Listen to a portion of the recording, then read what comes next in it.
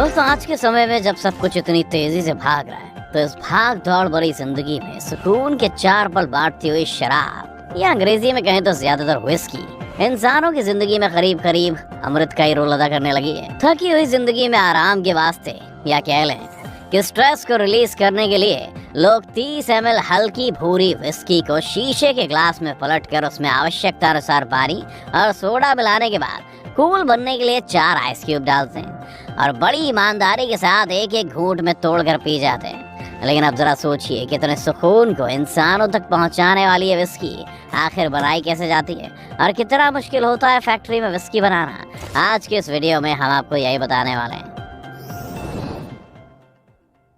आज के समय में जब हम दुनिया को अलग से देखते हैं, तो पाते हैं कि दुनिया में अब भी इंसान की जरूरत रोटी, कपड़ा और मकान ही ना होकर उसमें शराब भी जुड़ गया है। हाँ, संभव है कि बहुत से लोग ड्रिंक नहीं करते होंगे, लेकिन जो लोग ड्रिंक करते हैं उनके लिए बेसिक नेसेसिटी रोटी, कपड़ा, मकान और विस्की हो गई है। अगर हम सिर्फ अपने देश का ही डेटा लें, तो आज भारत दुनिया का 2nd largest scotch whisky market है, जिसका अगर हम नेट अमाउंट निकालें तो कुल कारोबार करीब 166 मिलियन पाउंड्स का है। खैर, ये डेटा भी 2019 का है, इसलिए आज के टाइम में ये मार्केट निश्चित रूप से बड़ा ही होगा। वैसे बात अगर विस्की की कर रहे हैं, तो सबसे पहले अगर इसकी हिस्ट्री पर जाएं, तो आप पाएंगे कि विस्की की खोज किस एक इंसान ने की थी। इस बात का तो कोई प्रूफ नहीं मिलता है, लेकिन हमें ये जरूर पता है कि इसका आविष्कार कहीं ना कहीं चाइना में हुआ था। कुछ लोगों ने इसके आविष्कार का श्रेय चाइनीज मंक को दिया है, जहाँ लिक्विड अनाज को सड़ाकर बनाया जाता है और उसे कहीं ना कहीं दवाइयों के तौर पर इस्तेमाल में लाते थे। लेकिन इसके बाद जब ये तरीका स्कॉटलैंड पहुंचा, तो यहाँ इस लिक्विड को इतनी मोहब्बत मिली कि इसे और बेहतरीन बनाने के लिए अलग अलग तरीकों पर काम किया गया। साथ ही उसके बाद इसे बनाने के लिए कानून भी बना दिए गए। इसके बाद से ही ये विस्की 1820 में भारत आई और लोगों को अपने स्वाद और नशे में कुछ इस तरह से ढाल लिया कि आज इंडिया विस्की का इतना बड़ा मार्केट बन गया है, जहाँ देश की पॉपुलेशन का एक बड़ा हिस्सा शराब के नाम पर विस्की पीता है। अब अगर हम बात करें विस्की को बनाने की, यानी कि इसकी मेकिंग प्रोसेस की, तो इसके लिए जो सबसे जरूरी चीजें हैं वो है अनाज, पानी और यीस्ट। अनाज में कौन सा अनाज इस्तेमाल में आएगा, ये इस बात पर डिपेंड करता है कि हम विस्की कौन सी बना रहे हैं। अगर हम सिंगल मॉल्ट विस्की बनाते हैं, तो उसके लिए अनाज के तौर पर राई ग्रेन इस्तेमाल करते हैं। लेकिन अगर वहीं हम बर्बन विस्की बना रहे हैं, तो अनाज के तौर पर 50% कॉर्न का इस्तेमाल करना पड़ता है। अब आते हैं प्रोसेस पर। तो विस्की मेकिंग का प्रोसेस कई लेवल से होकर गुजरता है, जिसमें सबसे पहले आता है सिलेक्शन एंड प्रिपरेशन। इस प्रोसेस में सबसे पहले ये तय किया जाता है कि हमें कौन सा अनाज लेना है और उसका गुणवत्ता स्तर क्या होगा, ये सब डिसाइड किया जाता है। साथ ही पानी में कौन कौन से मिनरल की मौजूदगी होनी चाहिए, इस बात का भी ध्यान रखते हैं कि अगर पानी में लाइम मौजूद है, तो वो विस्की मेकिंग प्रोसेस को काफी आसान कर देता है। इसके बाद हम आते हैं मॉल्टिंग प्रोसेस में। इस प्रोसेस को अगर पहले एक साइंटिफिक काम से समझें, तो इसका मकसद होता है इस्तेमाल में आने वाले अनाज के एंजाइम को प्रोड्यूस करना,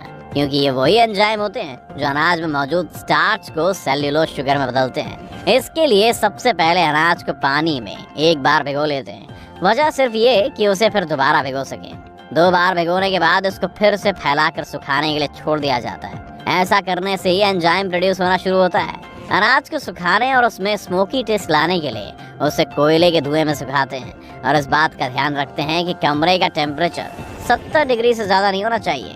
मैशिंग। अगला प्रोसेस मैशिंग होता है, जिसमें सूख चुके एंजाइम वाले अनाज को अलग अलग रेशियो में पीसने के लिए मिल में भेज देते हैं। बता दें कि इसमें 70% अनाज काफी मोटा होता है, 20% उससे पतला और 10% अनाज को बिल्कुल आटे की तरह पीस लेते हैं। ऐसा करने के बाद इसमें अलग अलग तापमान पर पानी मिलाते हैं और उन्हें आपस में मैश करते हैं। पानी मिलाने के बाद इस पूरे सोल्यूशन का टेम्परेचर करीब 40 से 80 डिग्री तक रखकर कुछ दिनों के लिए छोड़ देते हैं। इस सोल्यूशन में कुल शुगर 20 से 30% होता है। इसके बाद इसे फर्मेंटेशन प्रोसेस में भेज देते हैं, जिसमें सोल्यूशन में ईस्ट मिलाकर छोड़ देते हैं, जिससे कि इसमें मौजूद स्टार्च अपने को सॉल्युबल शुगर में बदलना शुरू कर देता है। और यहीं से शुरू होता है अल्कोहल बनाने का असली सिलसिला, डिस्टिलेशन।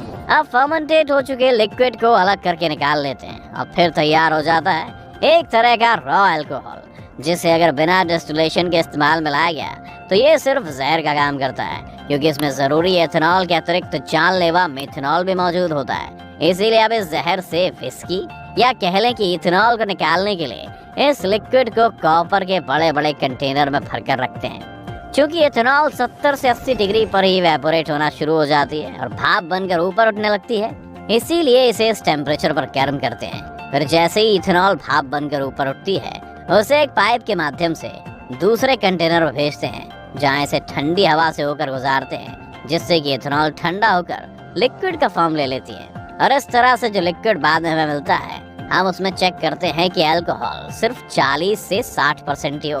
अगर ऐसा है तो ठीक है, वरना अगर ज्यादा है तो इस लिक्विड में पानी मिलाकर उसे ओक की लकड़ी से बने बैरल में भरकर रख देते हैं, जिस बैरल को अंदर और बाहर दोनों तरफ से एक बार चलाया गया रहता है। ऐसा कहा जाता है कि इस बैरल में विस्की को करीब 3 साल तक रखना चाहिए, लेकिन आज भारत में इसकी खपत इतनी है कि इसे 3 साल तक रख के इंतजार कर पाना बहुत मुश्किल होता है। इसीलिए आजकल बहुत सी कंपनियां इसे डिस्टिलेशन के बाद बोतलों में भरकर लेबल लगाकर मार्केट में भेज देती हैं। लेकिन दोस्तों, आज भी जो महंगी विस्की मार्केट में देखने को मिलती हैं, वो कहीं ना कहीं इसी तरह के बैरल में भरकर एज की जाती हैं, क्योंकि विस्की के बारे में कहा जाता है कि जितनी पुरानी होती है उतना ही अच्छा टेस्ट देती है। तो दोस्तों, ये थी फैक्ट्री में विस्की बनाने की पूरी कहानी। अब अगर विस्की के बारे में आपको थोड़ी और जानकारी दें तो ये कहा जाता है कि विस्की का एक शॉट डेली लेने से बॉडी में बहुत से डिसीज कंट्रोल में रहते हैं। इसलिए जरूरी है कि विस्की जैसे भी पी जाए, लेकिन उस पर कंट्रोल नहीं खोना चाहिए। तो दोस्तों, अगर आप ड्रिंक करते हैं तो आपकी पसंदीदा विस्की कौन सी है, हमें कमेंट करके जरूर बताएं। अगर आज की वीडियो आपको पसंद आई हो तो इसे लाइक करने के साथ साथ अपने दोस्तों और रिश्तेदारों के साथ शेयर जरूर कर दें। अगर आप ये वीडियो YouTube पर देख रहे हैं तो चैनल को सब्सक्राइब करके बेल आइकन दबा दें। अगर फेसबुक पर आप ये वीडियो देख रहे हैं तो फेसबुक पेज को जल्दी लाइक करें। फिलहाल के लिए इतना ही, अभी के लिए दीजिए हमें इजाजत। आपसे मुलाकात होगी अगली वीडियो में। शुक्रिया।